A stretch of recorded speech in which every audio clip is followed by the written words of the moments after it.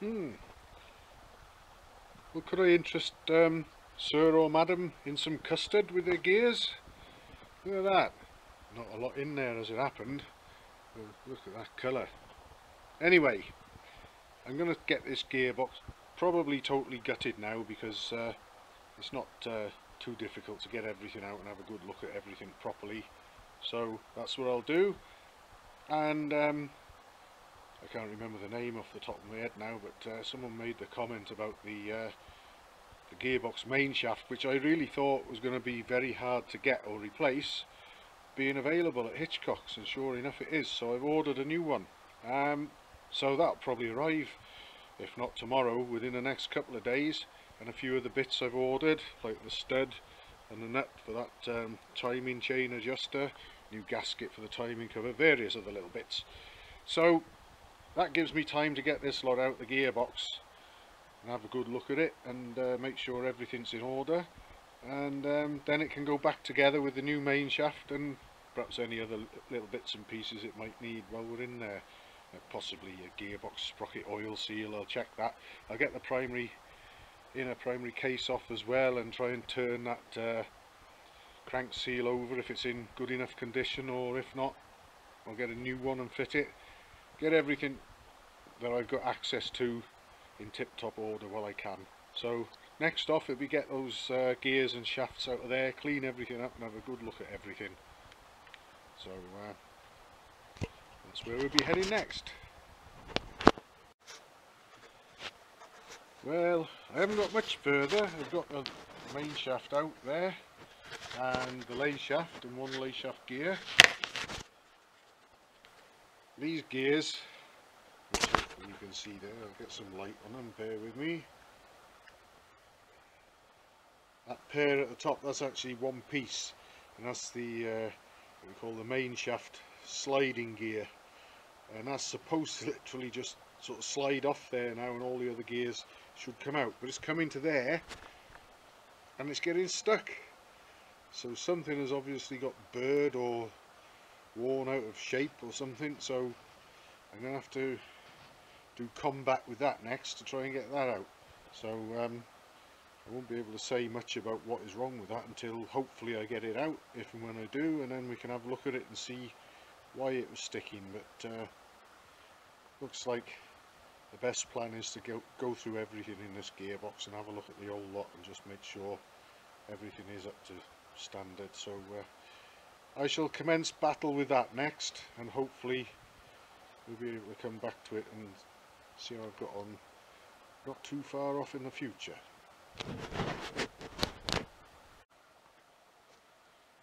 got the inner primary chain case removed from this Constellation engine now, because I'm going to totally gut the gearbox, and I want to get the main shaft sleeve out as well, because I noticed that the sliding gear that slides, or is supposed to slide on that, needed tyre levers to get it off over the end of that sleeve. So something's not right there between the fit of the gear and the main shaft sleeve, so I'll get it out and have a good look at it, and it'll also give me a chance to have a look at the condition of the bearing and the seal behind this sprocket.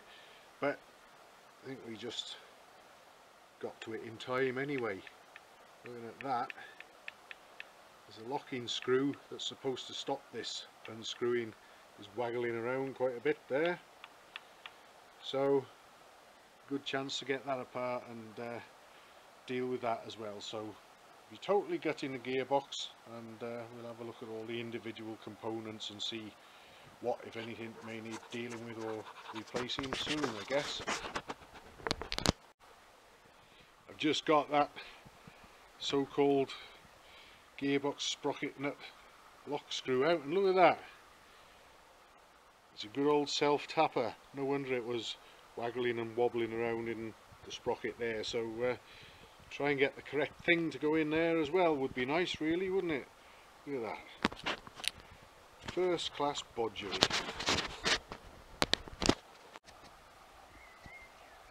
Right, we're looking at the main shaft sleeve from the Royal Enfield Constellation that I'm working on, and right at the end there, it should be visible, there's a little bit funny wear, and it's almost not every spline. There's a couple of the splines where with my fingernail over I can pick up a bit of a step, and it's not much, probably only, that's a couple of thou, that's one of the most prominent ones there actually, and that one there. But this would sort of tie in perhaps with the bent main shaft running through it, that perhaps has been trying to sort of throw this skew if, and it's dug into the that end of the sliding gear, and perhaps distorted the extreme end where the sliding gear wasn't going to, just enough to make it a difficult fit over the splines. And these main shaft sleeves can actually split and crack. I can't see any splits or cracks in this one, but what I have noticed is the bronze bush in the end of it has spun and closed off the oil holes, which there's drilled holes, whether we can see those, hold it up to the sun, you might see it, you might not.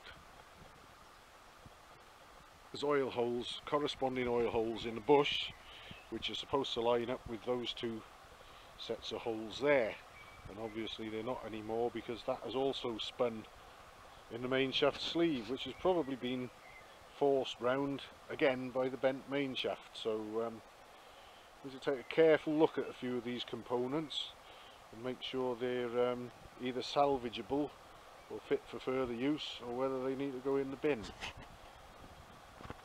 So it's worth opening up the gearbox completely and having a good look inside there.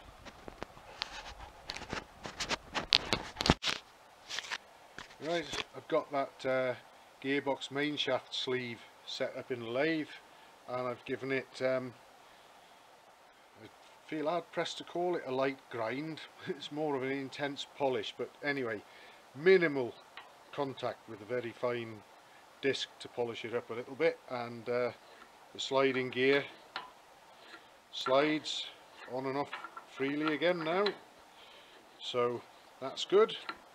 And also I can probably confirm that this main shaft sleeve is running true. There we are.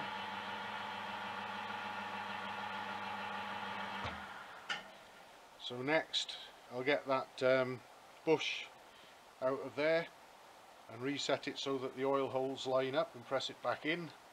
Use a little bit of bush or bearing retaining compound if needs be, but I'm sure that moved probably due to the bent main shaft forcing it to do so before, so there's a new main shaft going in, so that won't be a problem anymore.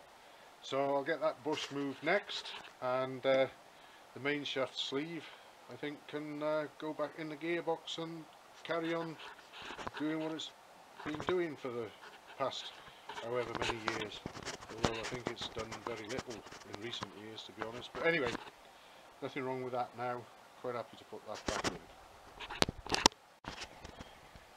Well, I resorted to a plan B with this main shaft sleeve.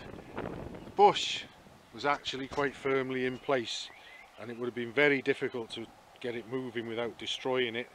So I decided that what I'd do is I'd just drill a fresh set of holes through it, and there we are. So I'm pretty sure that the main shaft business is probably why it had rotated in the first place.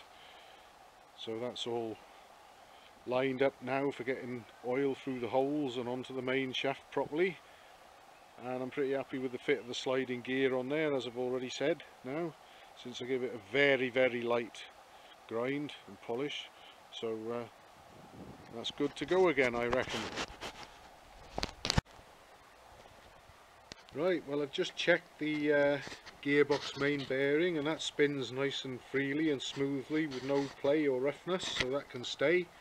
And the seal as well actually is pretty good. I can offer that little spacer up there that fits between the bearing and the sprocket, and that's a good fit in the seal. But what I'll do, I think I might have a look at getting a replacement for that spacer, because whether the camera will pick it up or not, there's quite a sort of deep groove worn in it where it's run in the seal, and I think a replacement for that would give an even tighter fit in the seal than we've got at the moment. So seal can stay, and I'll get a new spacer in there, I think, which can be fitted from outside, and I can get the sleeve gear and other bits and pieces probably back into the gearbox. I'm going to have a good look at the condition of the individual gears themselves on the lay shaft and the main shaft first, but usually they're alright, but I will check, and if it is the case that everything's alright, the vast majority of the gearbox can go back together. Fingers crossed. Well, just to round off today's proceedings, the vast majority of the internals are back in the gearbox now, but obviously this won't be going back in. All the other gears and the lay shaft checked out okay, but this lay shaft gear that lives inboard of the kickstart quadrant, well, the damage is obvious. I didn't find that piece anywhere, so I assume that that might have happened a long time ago and someone took the bit out the gearbox maybe and put it back in, but I think I'd like to replace that, so that's what I'll be doing.